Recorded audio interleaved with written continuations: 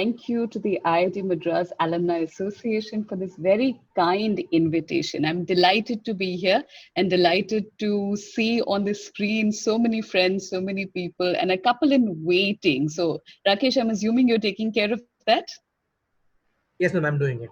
Wonderful. Well, welcome everyone. Thank you for choosing to spend your Saturday evening speaking about anthropology and everyday life. So I'm hoping I will have something to offer that will be of help. Mr. Srinivas says, I need to speak louder. Sir, am I clear now?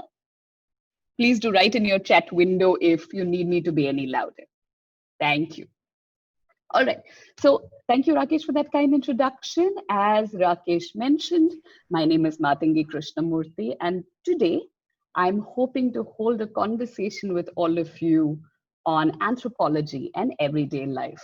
Now, I imagine this is a little bit of a deviation from what you're used to at the IIT Madras Alumni Association. I've seen a set of the earlier talks. So some of this might be preliminary to those of you who are already aware of anthropology. You will excuse me for going through the basics. And the rest of it is something that I hope will be fodder for discussion by the time we end this session. So I'm going to run you through a bit of a presentation, so you're not having to look at my mug throughout this presentation, and a couple of pictures, a couple of preliminary thoughts, speculations, and then we'll take the conversation from there. So I'm going to ask that maybe we work through the entire talk before we start the conversation, just in the interests of flow. But I do have one eye on the chat window. So at any point of time, if I'm going too fast or something is unclear, please do feel free to signal accordingly. But before that, welcome everyone. It's delightful, albeit virtual meetings aside, to see all of you here. There are about 53 of you that I see on my chat screen. So I'm both very thrilled and a little bit nervous. Without further ado, let me share with you a quick set of thoughts on anthropology and everyday life.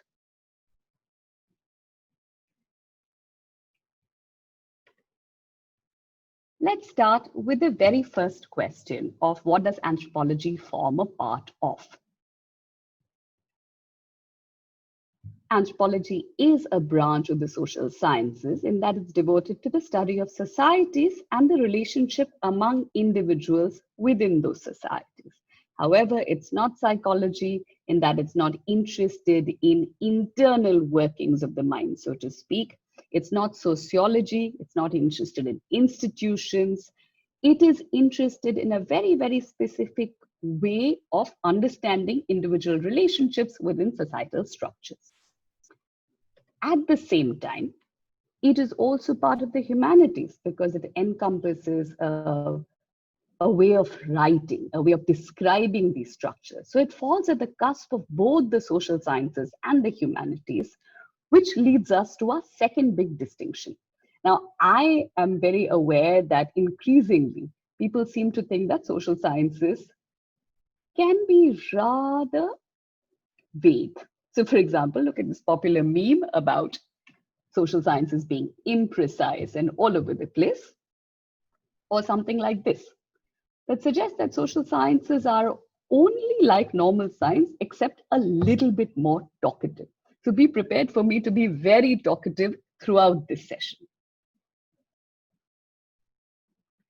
Let's then ask, within these broad, vague understandings of the social sciences as talking too much, how do we bring a little precision to what do we understand by anthropology? Anthropology, two things: anthropos, logos, the study of humans, the study of human relationships, very specifically through a lens called culture. So the branch of anthropology that I work in is cultural anthropology. So I'm going to talk very specifically about that, as opposed to, say, linguistic anthropology or archaeology or physical anthropology. And a lot of people, when I say anthropology, think this is about physical anthropology. I remember encountering somebody when traveling who said, oh, you're an anthropologist. Oh, I love orangutans. I'm all about orangutans. And I had to unfortunately disabuse her of her imagination of what anthropologists can do or what I can do. So today, I'm interested in two things. How does cultural anthropology deal with its central concern, which is, are cultures the same everywhere or are they relative to one another? And in this kind of relativism, how do we understand the question of ethnocentrism? Meaning, we could say that cultures are different everywhere, different cultures have different sets of values and ethics, but how do we then tackle this question of what is better? And not that anybody necessarily means to pose the question in that fashion. Ethnocentrism often is not intentional. Often people seem to think that we can organize our ethics or our values or our civilizational capacity along a spectrum where one is low and the other is high. I will come to that in a bit, but the question of ethnocentrism or how to disrupt the hierarchical understanding of culture is at the center of anthropology. In this, one of the more recent concerns has been in understanding the seemingly strong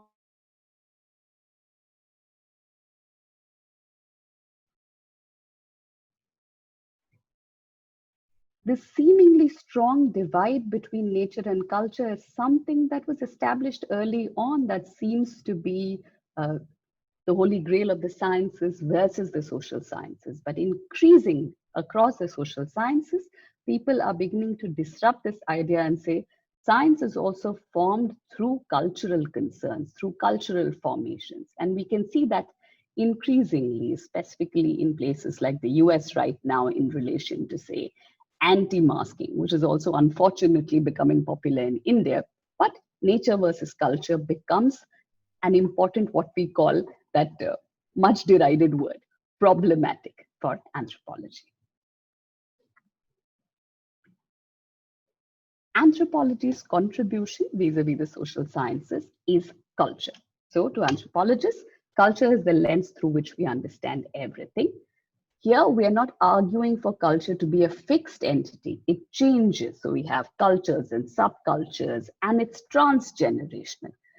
Often, it's important to think about it as a dialogue between the past and the present, not something that exists as a silo or something that's fixed or stable.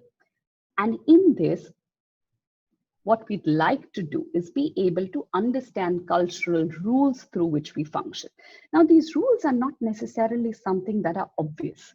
Often we absorb culture subliminally through our lifetimes, through gathering cues, through communication, through verbal and non-verbal communication at the individual, community, and societal levels. And so deducing this is not an easy proposition. And this is what anthropology tries to do and present or translate to those that are not part of a cultural formation. So for example, this is something that people will recognize as culture with a capital C. This is clearly something that's been long-standing, holds physical, material value to a lot of people as much as spiritual value. So we know this is culture, capital C. However, so is this. Something like this that is part of current popular culture is also something that is important in the lives of people who participate in it. And this is often the subject of memes or fun or what is called popular culture. But anthropology does not posit a clear differentiation or hierarchy between culture or high culture and low culture. So DJ Baba and photos are as important to us as, say, Mozart's symphonies.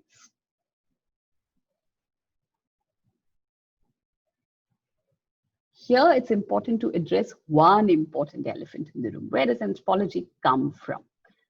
Ostensibly out of a scholarly interest in cultural variation and human nature, it's varied, converging, diverging, and modern anthropology locates its origins as far back as 484 BC, where Herodotus defines the Greeks as the other to the Persians, who are considered barbaric and not civilized.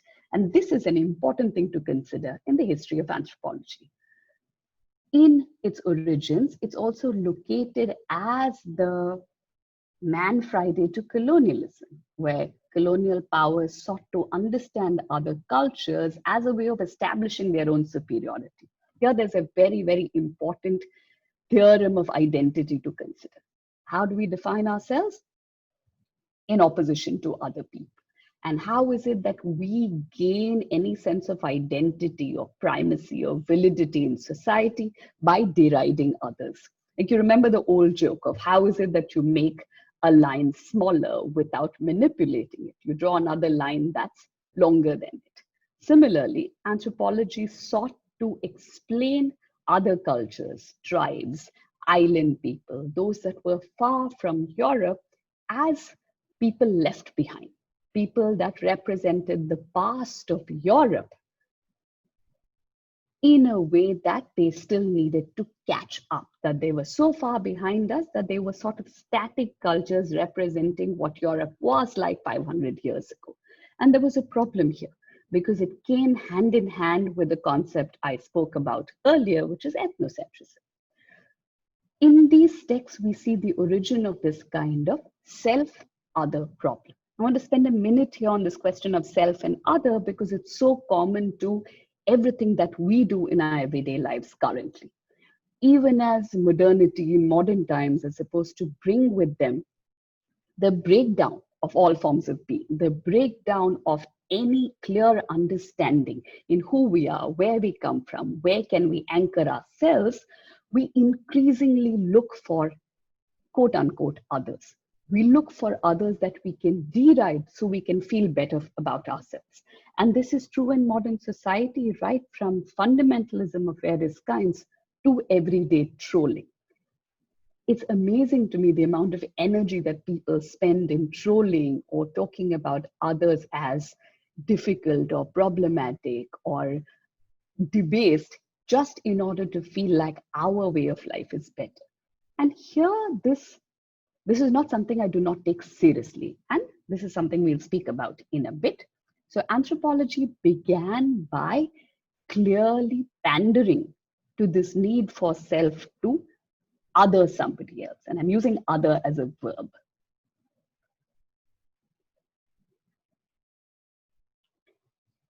How does anthropology do this work, however? And this is where it gets really interesting. For anthropologists, if I extend from this explanation of self and other, the ostensible goal is to reduce this gap between self and other, to understand people on their own terms, to be able to understand why people live the way that they do.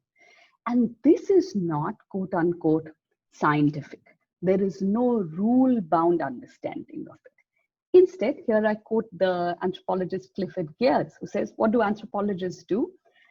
Anthropologists peer over the shoulders of people as they tell stories about themselves to themselves.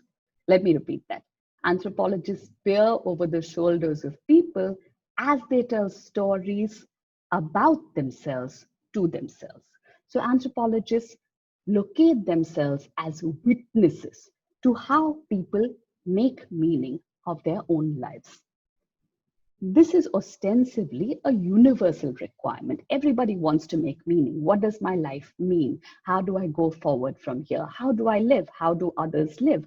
What are the rules through which I organize my life? What am I aiming for? Why am I aiming for what I aim for?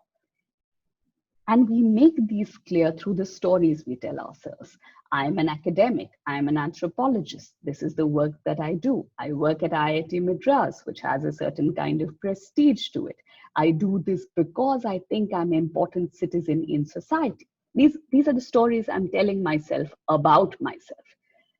And they are, for want of a different word, they are fictions. And I don't use fiction in the sense of it is false, but it's a story that I tell myself in order to make meaning of my life.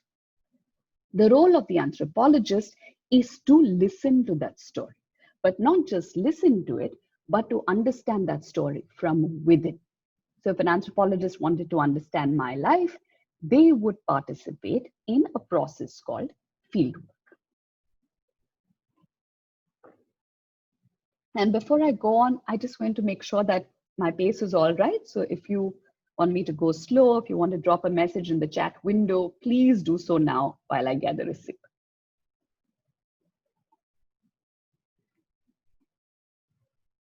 Thank you, Gauri. What is fieldwork? Fieldwork means abandoning your form of life for another form of life. And to Mr. Narayanan, no, it does not. It's not psychology. Psychology is the inner workings of the mind. Here we are interested in everyday life practices and maps of meaning making that are shared. And the shared part of it is what makes it culture. So let me go back to method. You want to leave your form of life for another form of life. You identify a cultural formation that you want to try and understand. And the way you understand it is by entering it, is by becoming part of that community, by learning the language of that community, by practicing its forms of life every day, day after day, for a couple of years, till the point that you find yourself capable of living like the community does. This has always been the classic method of anthropology called ethnography. Now, ethnography has become extremely popular these days. You will find a lot of people practicing ethnographic research, right from user design studies to the management sciences.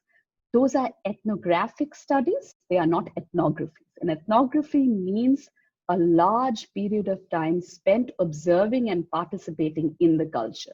Hence, you find the almost oxymoronic term, participant observation. You have to participate, but you're also observing.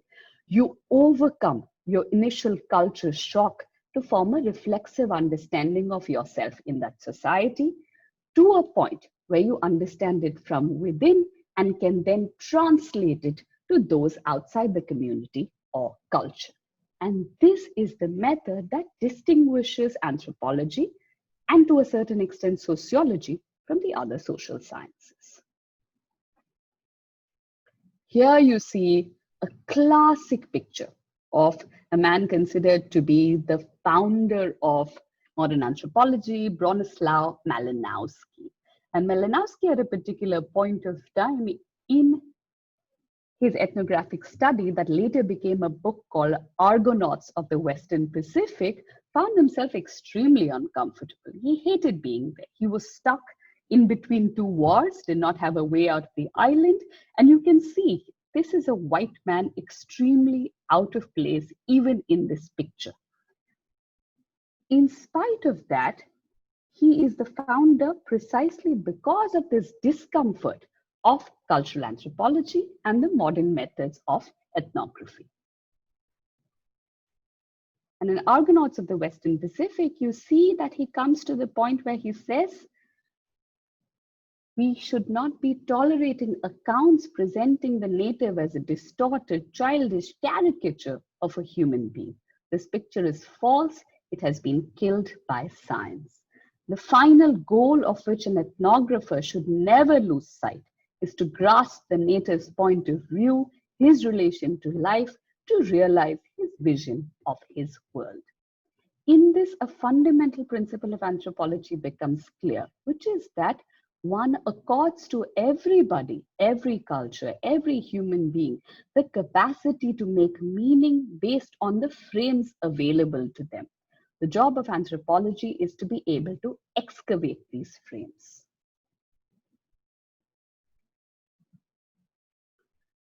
Historical anthropology, of course, has given rise to a number of fun things like this. So you see here a very well-known cartoon by Gary Larson from the far side, where you see that tribals are hiding all their modern gadgets. They say the anthropologists are coming. So modern anthropology has moved far from just this understanding that we need to go elsewhere and study tribes, quote unquote, to be able to do anthropology. Modern anthropologists study modern society. And in many ways, they also study those that are distant from modern society, but within modernity, within globalization, there is increasingly an understanding that there are very few pockets of the world that are untouched by other parts. And it's not necessary to establish any kind of hierarchical connection between these and modernity, where modernity is assumed to be the best that humanity can do. I mean, look around us. Clearly, the evidence is overwhelming that modernity has not done very well, really. So I quote Geertz again, where he says that the whole idea of understanding a people's culture exposes their normalness without reducing their particularity. And here we're using normal in a very, very, very specific sense, which is that the assumption always is that only I am normal. Everybody else that does not behave like me is abnormal. They are different. And Geertz claims that anthropology exposes this normalness. Everybody is normal without reducing their particularity, without making everything the same. It renders them accessible, setting them in the frame of their own banalities. It dissolves their opacity. It's important, therefore, for anthropologists to consider alternative accounts for everything, to look at multiple points of view through a different set of cultural categories. And anthropology, like I was saying earlier, has also become part of the humanities, because even in this form of translation of other cultures is involved a form of writing. And this writing in itself is dependent upon the anthropologist. It is not a one-on-one rendering of culture as is. It is a translation. It is a representation. It is an aesthetic form of writing, and hence is also part of literary theory. Mr. Vasudevan, Mr. Srinivas Gobal, I'm going to address your questions in just a few minutes. If you could just hold on till the end of the session, I'll come back to you. And here, just to give you a sense of alternate points of view, I want to insert a little bit of a fun thing from, say, feminist anthropology. What's a queen without her king? Well, historically better. And what's Juliet without Romeo? Alive.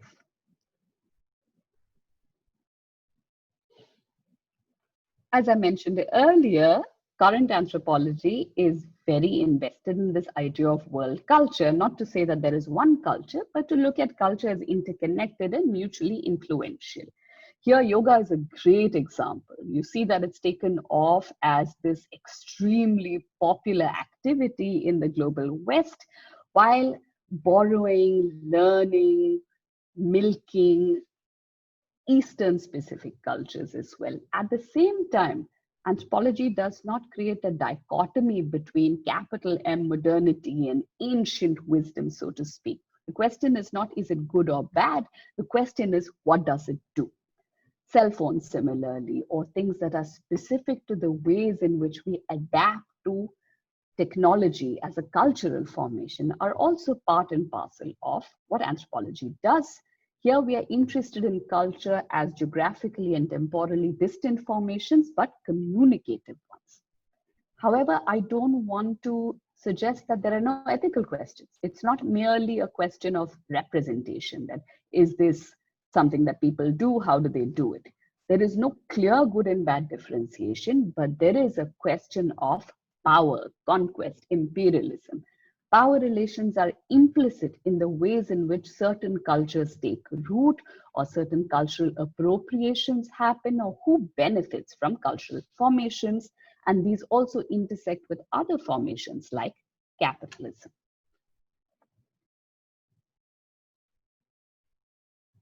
I want to take you through a couple of ideas within which anthropological imaginations can be employed as a set of examples. And anthropology is not about a particular thing, it's about a set of lenses. And that's why I call it an anthropological imagination.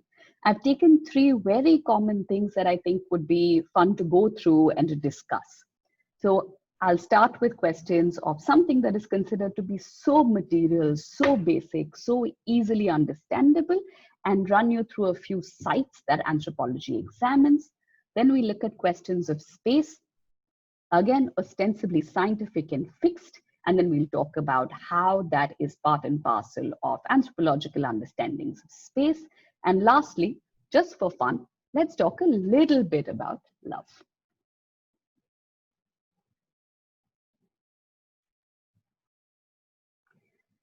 the body is so interesting in society because it's not just a physical thing, it's also a symbol for society. It's also a metaphor, it's also an allegory.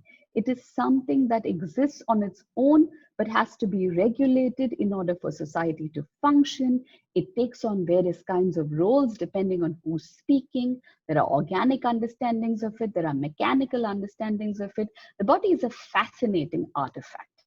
And in this, let me take you one of my favorite sites. Actually, before that, let me just talk a little bit about how bodies and advances in scientific knowledge contribute to anthropological imaginations. Increasingly, in a branch of anthropology, say, called cyborg anthropology, bodies are no longer natural. They are manipulated, they are tinkered with, they are tampered with, right from changes in mortality rate to delusions of immortality, a la Elon Musk, for example, where you want to find a way to live forever. Anthropology is interested in what culture does to bodies. These could be tattoos, these could be inscriptions, this could be clothing, this could be medical advancement. And here is the ship of Theseus question. If you change every part of the body as you know it, is it still the same body? And this functions, in my understanding, as a perfect example of cultural change. What is sameness? What is difference? What is it that is fundamental to bodily knowledge? Here you see an exhibition, a part of an exhibition called Body Worlds. Now, I saw Body Worlds maybe sometime in 2012, 2013, in a little town called Madison in Wisconsin. And it was bizarre beyond belief. So these are real bodies. They've been preserved by injecting plasticine, and they're exhibited across the exhibition that I went to. They were all part of an exhibition in a mall. And this is Christmas time. So you enter a room and you see all of these kinds of cadavers preserved perfectly, while outside you can hear jingle bells playing in the mall. It was a little uncanny. And this was an immensely popular exhibition, as you can imagine. And it was meant to be a scientific understanding of the body. It was meant to be a precise scientific understanding of how bodies function. So it functions like our old biology textbooks. So that's one part of the story. Very popular, moves from Europe to the US. Here's the second part of this story. Controversy hit this exhibition when it began to be known, or somebody noticed, that all these bodies had been supplied to the exhibitors from China. And the rumor was that these bodies had been sold in a clandestine fashion by the Chinese government, and these were bodies of political prisoners. Permission had not been granted. Families and near and dear ones of these prisoners may not have even known that they were dead, and they were shipped out without any form of identification for the purposes of scientific knowledge. Here you find this body that I'm showing you on screen at the center of questions of slavery, power, imperialism, conquest, and the ways in which scientific knowledge in historical understanding has been incumbent upon the bodies of the marginalized. And you see it even in relation to pharmaceutical testing. So if this functions as an anthropological site, the anthropologist would have to tell all these stories and not just the one of scientific understanding. So here you find the body gathering all sorts of meanings even post its life. And this has always functioned as one of my favorite examples for students of anthropology, to tell them how the body can mean differently in different scenarios. Here's another set of questions around body and part of my area of work, gender and sexuality. Here you see a photo of the celebrated long-distance runner Caster Semenya, South African, who was at the center of a number of controversies about sex testing. And sex testing in sport has uniformly been practiced only on women athletes, because there is always a suspicion that they cannot be this good unless they are men. And here You see a picture of Semenya on the cover of Vogue as opposed to Semenya on the track.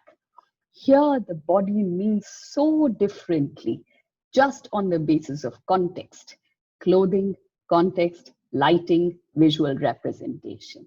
And anthropologists of gender and sexuality are very interested not in is it really a boy or a girl, but on gender and sexuality as something that is located along a spectrum. And the spectrum is not something that has been normalized in society yet. We still set store by the binary, and people are killed for not adhering to this binary.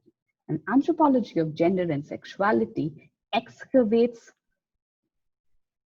the inability of society to understand such a spectrum as a cultural formation that must be interrupted.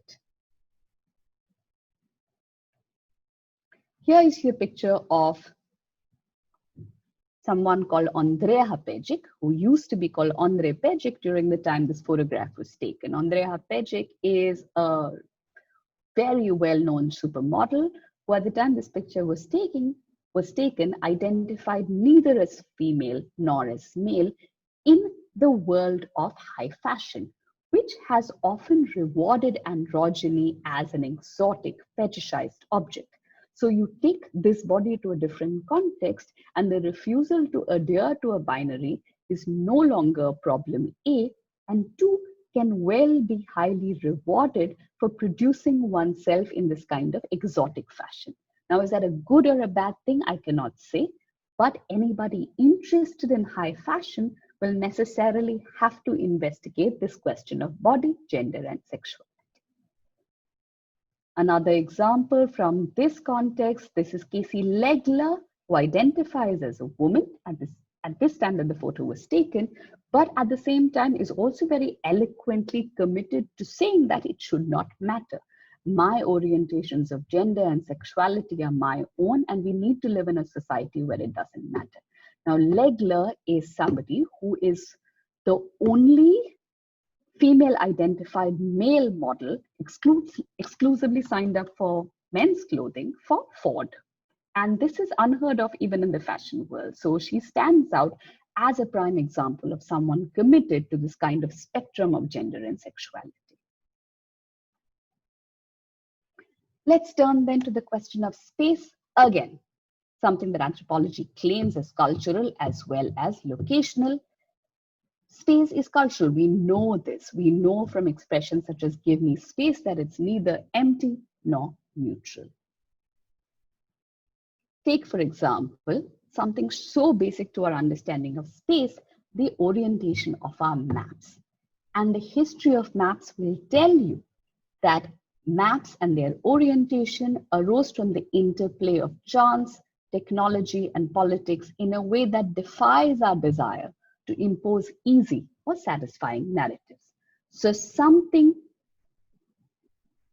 that I use to teach is this very well-known map called the upside down world map that challenges our common understanding of how the world is organized and where we go when we go up or down or north or south. Now, by itself, on the face of it, it might not mean much, but at the same time, it does mean something for anybody interested in locating it within larger systems of meaning, the size of countries on the map. Where is it that you think development is located, the global north versus the global south? And in this, an important term to anthropology is, why does space matter? How do we understand how things that are lines on maps become solid in our understanding? So worldview in its widest cultural meaning, and this really important word called cosmology. What is cosmology? A meaning-making structure that imagines the beginnings and ends of the world and everything that lies in between. So nations, borders, land, sea, are conceptual terms. They are dependent upon cultural understandings of property ownership and nomadic life.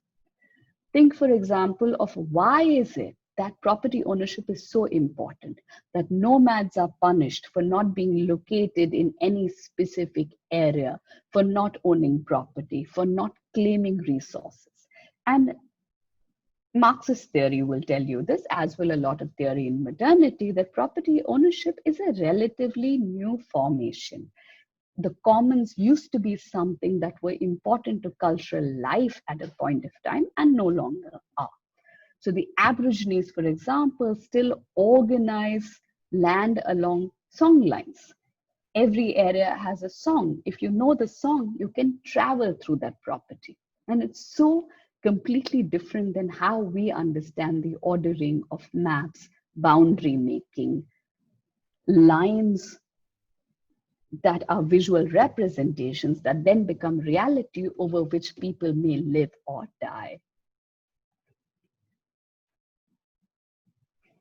Think also, for example, of our personal ideas of cities and space, organization of market areas, which has become such a difficult thing to think about in the time of a pandemic, how cities are organized. Are they stars? Are they grids? Are they sociopetals, sociofugal? Do they come to a center or do they go outwards?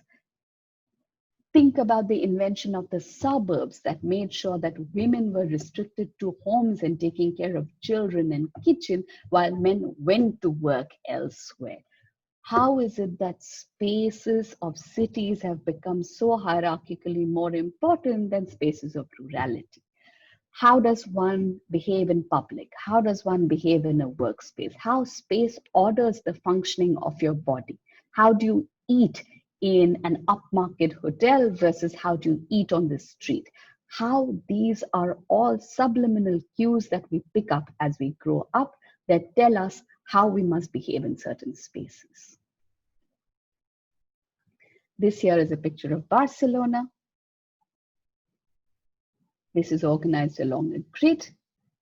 This is a picture of Paris, organized along a radiating star.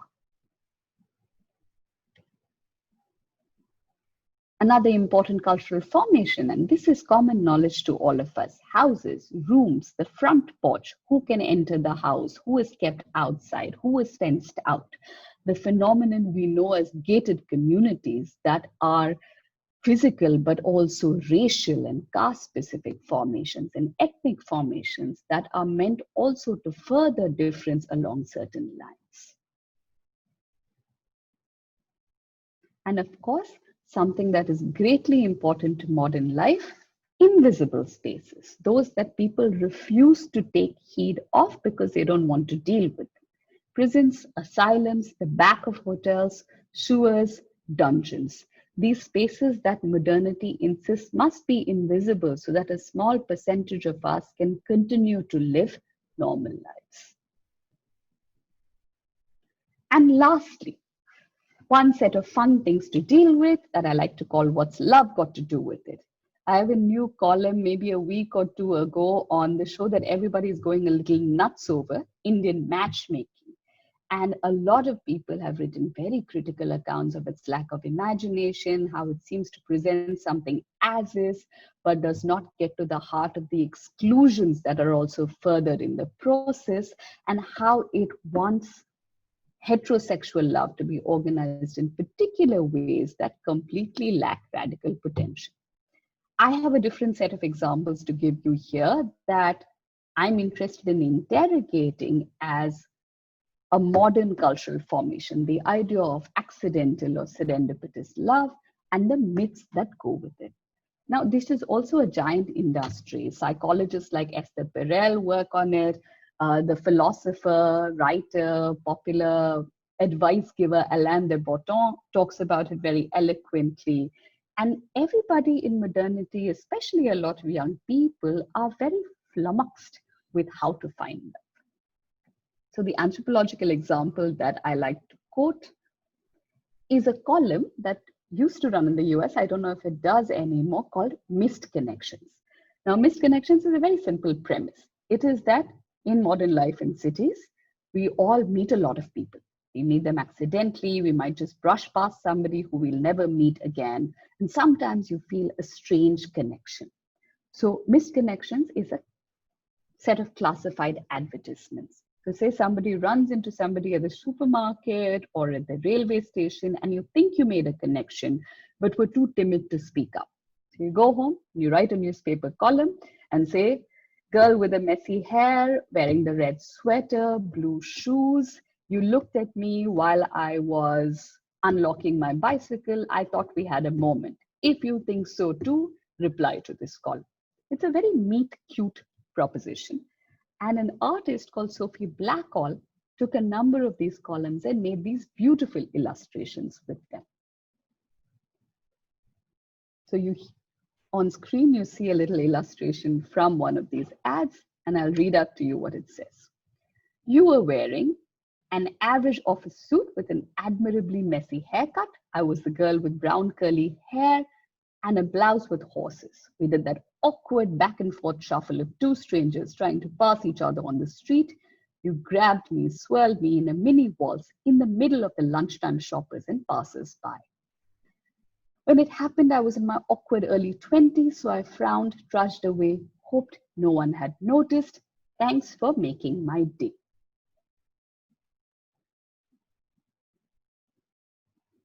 Here's another of those illustrations.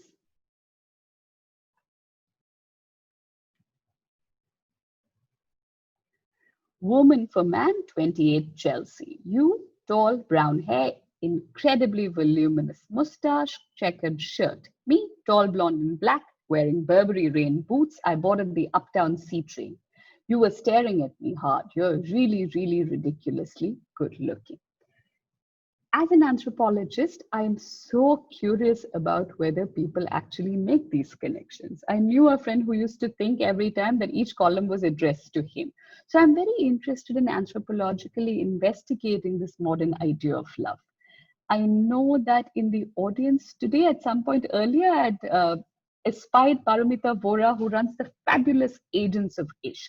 And Agents of Ishq did this so well at so many points of time, where they talk about the multifarious possibilities of love and desire and people's longing. So this is something that I suggest you look at. But anthropologically, love is in many ways what Marcel Mauss used to call a total social formation or a total social fact. So broadly, after taking you through space, body, love, what do anthropologists do? Everything. Let me give you a little peek into some books: An Anthropology of Marxism, Media Anthropology for the Digital Age, Anthropology of Architecture, Anthropology and Mass Communication. As Geertz joked, younger anthropologists have the notion that anthropology is too diverse. The number of things done under the name of anthropology is just infinite. You can do anything and call it anthropology. And I would agree, you can. The question is, do you have the time and the capacity for the rigor that is fieldwork, and also the reflexivity to set aside your own prejudices and understand cultures on their own terms? Here are a couple more examples from new books in anthropology. So there's Food in Cuba, Hannah Garth's investigation of how is it that in a place that suffered as many embargoes in Cuba, what does it take for people to get a decent meal? There's Will Rollison's Motorbike People, that is an ethnographic investigation of motorbike riders in Kigali or Rwanda. Etiraj Dattatreyan does work on digital hip-hop, masculinity, and urban space in Delhi that works or moves away from the standard understanding of masculinity as one particular kind of formation only. Mr. Vasudevan, this is for you. These are a number of books on non-European pursuits. Classes of Labor, Jonathan Parry's classic account of work and life in a central Indian steel town.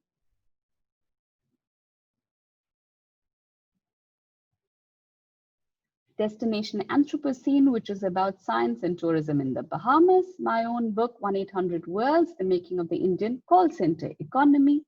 And if you're interested in a very, very wonderful account of early anthropologists, Gods of the Upper Air speaks about a circle of renegade anthropologists that reinvented race, sex, and gender in the 20th century.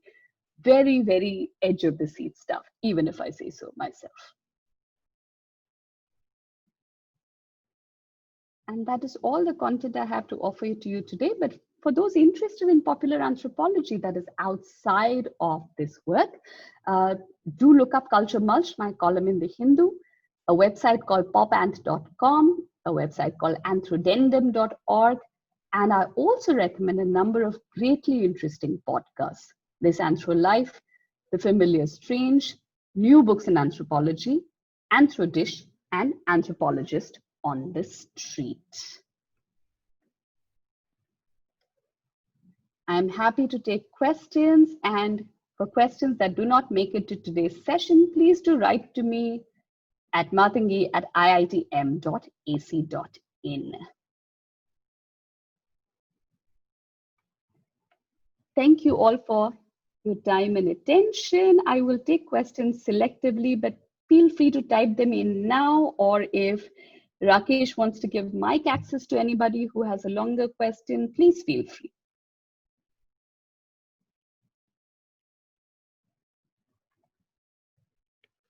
Thanks for that question, Gauri. So Geert says that often we are so used to our own life that we think of it as banal, as not interesting, as something that is so everyday. So he wants us to investigate other cultures to the point that they become banal. So if we perform fieldwork with that kind of rigor in mind, it will become banal to us as much as our own culture. So not uninteresting as much as normalized.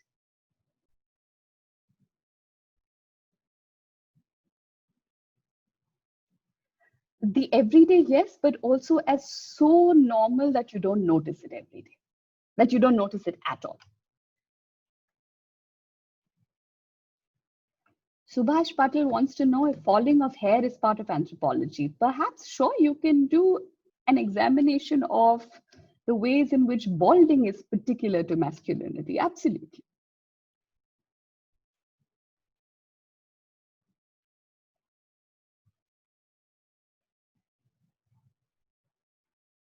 Siddharth Shankar wants to know immigrant anthropology that addresses.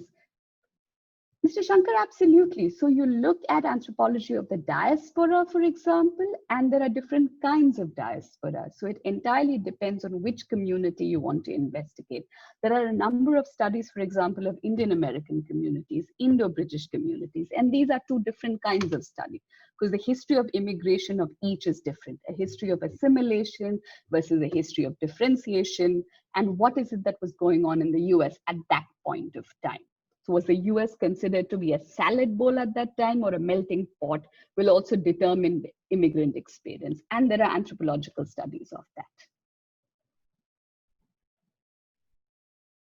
And again, if it's a second generation study, first generation study, all of these make a difference.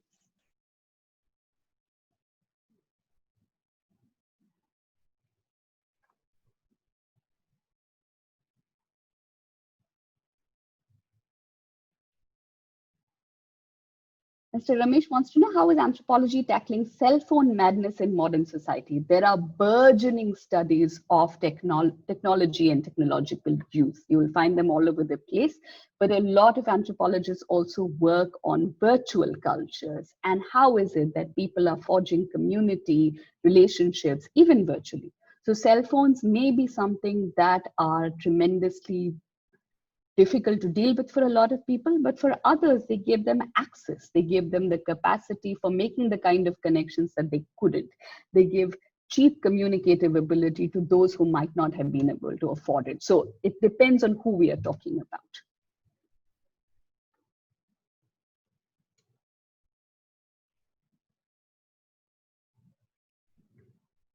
Mr. Prasad, you want to talk about identifying with a stranger as an icon. So there's an entire set of anthropological studies on fan cultures, which would be of interest to you, which is that why is it that people are so crazy about other people? Why do they want to identify? What is hero worship about? And anthropology studies that too. Is there any relationship between anthropology and dentistry? Jigyasa Gupta wants to know, there's an relationship between anthropology and everything. So it depends on what you identify as a cultural formation. You can study a community of dentists and it will render to you some cultural insights. Thank you, Dipali. Mr. Palanisamy has an important question. Should an anthropologist be a liberal to not judge anyone or anything? Let me spend a quick minute on that. I don't think anthropologists are superhuman in that sense, which is, of course, they will have a judgment. The capacity to set it aside is important. To write from a point of view where you're working with a community that you may not particularly like, but you have to have the capacity to excavate how they make sense of their world.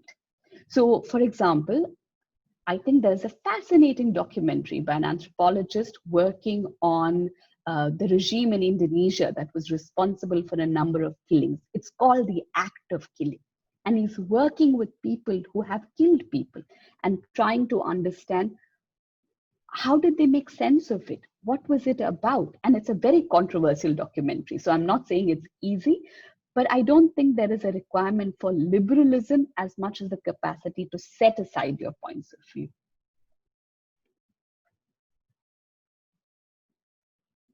You're very welcome. Thank you for that question. It's a great question. Mr. Singh wants to know about the effects on climate change. So climate change has become part of a whole new stream of anthropological studies on the Anthropocene, or how is it that humans have irredeemably affected the world that we live in. And this is fairly new, but part of the understanding is, what is the relationship of humans with nature? Why are we so good at absolving ourselves of the kinds of violence we wreak on everything around us? And these are cultural studies.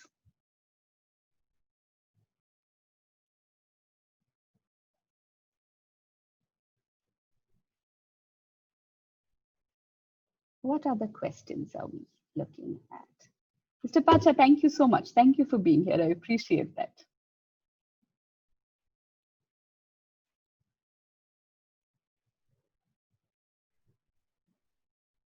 Okay.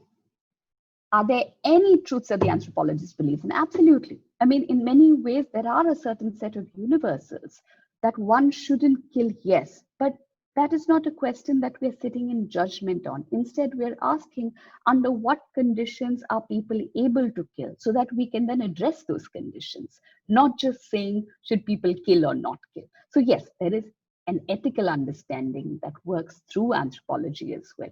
But you don't start with it. You might end with it. You can apply it to your translations, but you can't start by saying this is good and bad, and therefore this culture is good and bad.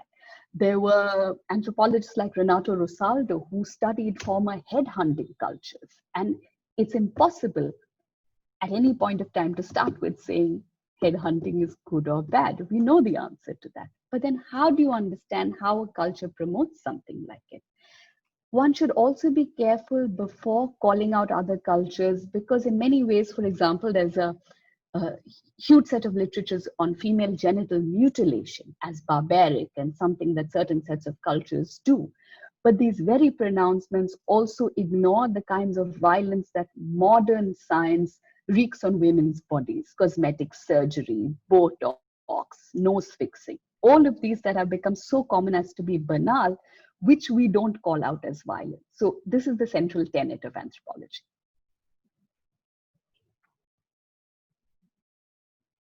Thank you, Mr. Ramesh, and thank you, Mr. Singh. Thank you, Vijay. Srividya Kailasam wants to know, does an anthropologist impact the people, society, or culture while studying them? Srividya, thank you for that question. I hope you don't mind my sharing it. Great question. Absolutely. And this is a sticky question. There are many anthropologists who are also activists. One of the ethical requirements that many claim that should be fundamental to the discipline is to work on behalf of the marginalized or the empowered, to not only translate, because people are giving you their time, their energy in sharing how they live. And they will ask you, what is it that I will get from you in return? They want you to present their predicament to the outside world. They want their culture to be validated, to receive something from the outside world. So many anthropologists work as translators, work as advocates, and they take an ethical stance that this is the requirement of practicing the discipline. I hope that addresses some part of your question. But yes, the impact is very much something to remember while conducting this work.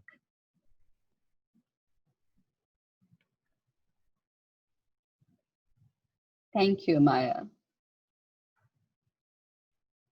Mr. Vasudevan, just to say, most of the examples that I spoke about towards the end were not Eurocentric. So in many ways, if you think they are Eurocentric and counterproductive, it's important to remember that the field has a number of diverse practitioners.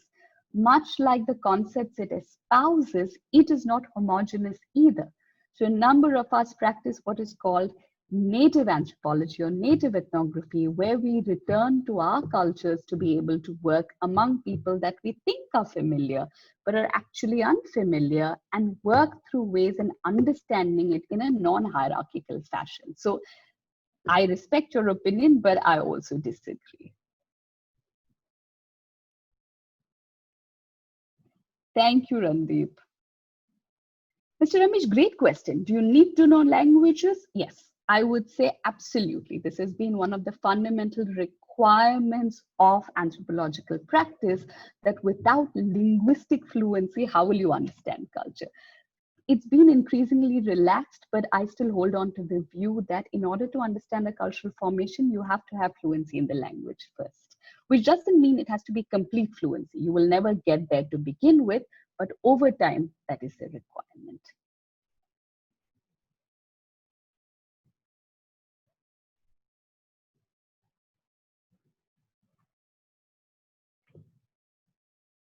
So Palniswamy wants to know, IIT's anthropological study. We do a lot of work in health, Mr. Palniswamy, and I think Professor Muralidharan is also online. He's been one of the pioneers in doing a number of field studies on tuberculosis in India, on healthcare reach. So I would quote that. My own work has been in the field of where genetics meets gender, sex, and sexuality, and the ways in which it affects healthcare availability for a number of patients in rural India, rural Maharashtra to be specific. Other students have worked on sporting cultures. I have students that are working on masculinity cultures. I have students working on performance studies and rural performance cultures. And everybody brings their own kind of set of interests, histories, and experience to the fields that they work in.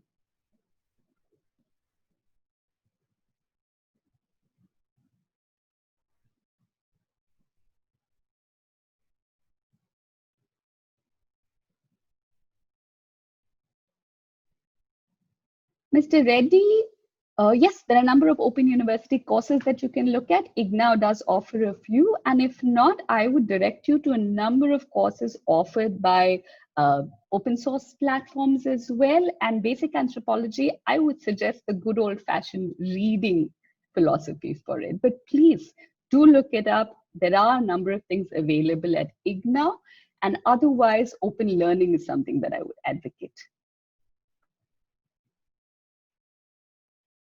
Mr. Deepak wants to know, when did the concept of marriage evolve? I'm not equal to answering that question. I think different kinds of disciplines have different theories. And often, in many ways, modern heterosexual marriage as we know it is a relatively new formation. It's industrial and post-industrial revolution, which is why heterosexual monogamy is also relatively recent. Again, I'm going to advocate reading across a variety of sources if this piques your interest. This is such a sort of preliminary overview that I'm missing a number of things.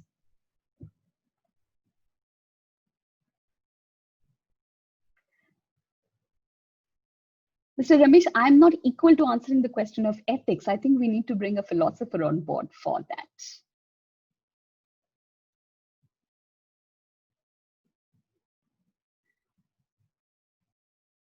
Mr. Pacha wants to know, does technological advancement have anything to do with anthropology? Absolutely. Because remember, advancement is not a natural progression. People choose what to advance in. So, for example, feminist anthropology will tell you that while we have made fantastic advances in how science can deal with mortality, we don't know what to do with menstrual pain. We still have a problem with maternal mortality because science focuses on certain things at the cost of others. So priorities in society are part of a cultural formation of how science sets up its goals. And we are seeing that increasingly even in the lack of availability of pandemic responses. We know culturally what has happened in the last few years, that pandemic responses had been toned down to a point where a number of countries found themselves on the back footing. Very welcome, Mr. Shankar. Thank you for spending the time to listen to this talk. Mr. Ramesh, ideas of right and wrong are not universal. I have a very clear answer for that. They're certainly not universal. However, the structure of right and wrong is very universal. There is a structure, but things like structural anthropology, structural functionalism as a form of theory will tell you that what matters is not what occupies each block, but the tension between them. And that is universal. Mr. Reddy, this talk is not enough for me to be able to tell you the kind of opportunities you can get. That'll have to be a career talk on a different evening.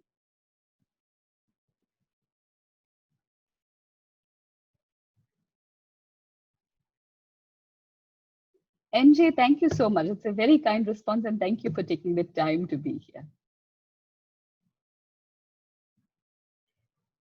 Ethan Ravi wants to know the role of literature as a form of anthropological understanding. Great question, very much so. And this is why anthropology is often spoken about as literature and as a fictional representation of the communities that anthropologists study.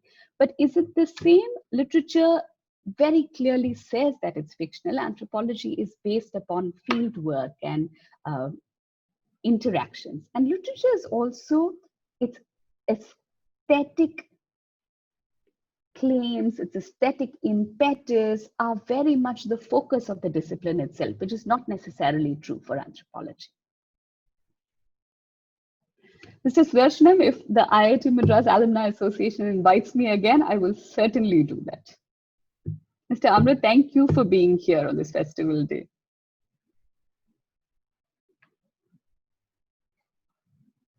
And I understand, I agree with you, there's a lot in a short time, but I got a little too ambitious. Mr. Reddy, you'll have to look that up. Please do, I'm sure all the information is available on the IGNA website. Gauri, yes, absolutely. Humans of New York, Mumbai is anthropological in its intention, but it's entirely humanistic. It begins with the understanding that humanity is universal, that all of us have common desires, common feelings. So it's very humanity specific in its focus. So it's a very, it's a touchy-feely anthropological understanding. A nice novel connecting anthropology, I'd suggest Amitav Ghosh, Mr. Ramesh, his Ibis trilogy. Gauri, yes, pop in many ways. Mr. Krishnam, I'm so sorry, I haven't seen the question. What did you ask about tribals? Could you repeat the question, please? And Gauri, yes, it is pop in some ways, and it's very sort of, like I said, there's a universalism at the heart of humans of New York, humans of everything.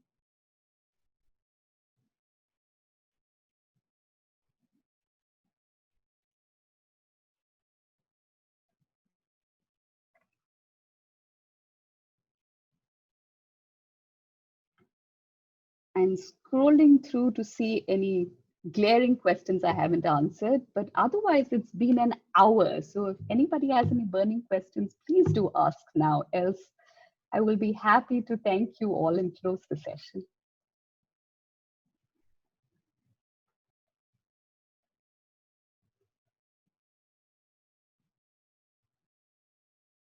Mr. Gopal, great question. Does it solve problems? No, it provides the tools to be able to solve problems. Now, solving problems is a complicated collective exercise.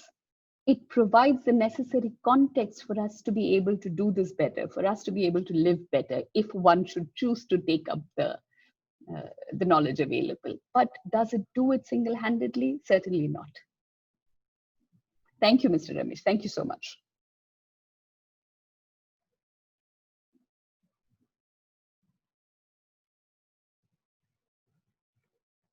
Mr. Pacha, yes, many. There are a number of anthropologists working on online dating sites, on relationships, on marriages, divorce. Anthropological work on marriage is long-standing. It's been one of the most important phenomena that anthropologists investigate. So Mr. Sudarshanam, the question you're asking has been dealt with by a number of people working on long history, large history. Anthropologists work often on very specific phenomena and specific pockets of cultures. The capacity for comparative study is a little limited, mainly also because this is a deep dive into cultural practices. So if I work with one area and one set of people, my capacity over 20 years is restricted to that one area. So comparative studies exist, but they are explained very specifically in a small way. So the similar practices question is a long history question. You would have to look at to the historians for this. Hey, Sri Lakshmi, how are you? Mr. Reddy, absolutely. Please do take it at any juncture. It does not matter. Amaya, anthropology and sociology share methods, share theory, but sociology studies institutions, anthropologists use culture. This is the short answer. Thank you so much. Thanks to every one of you for taking the time to be here. It's wonderful to be able to do this, and I hope to make connections with one or more than one of you soon enough. Thank you all.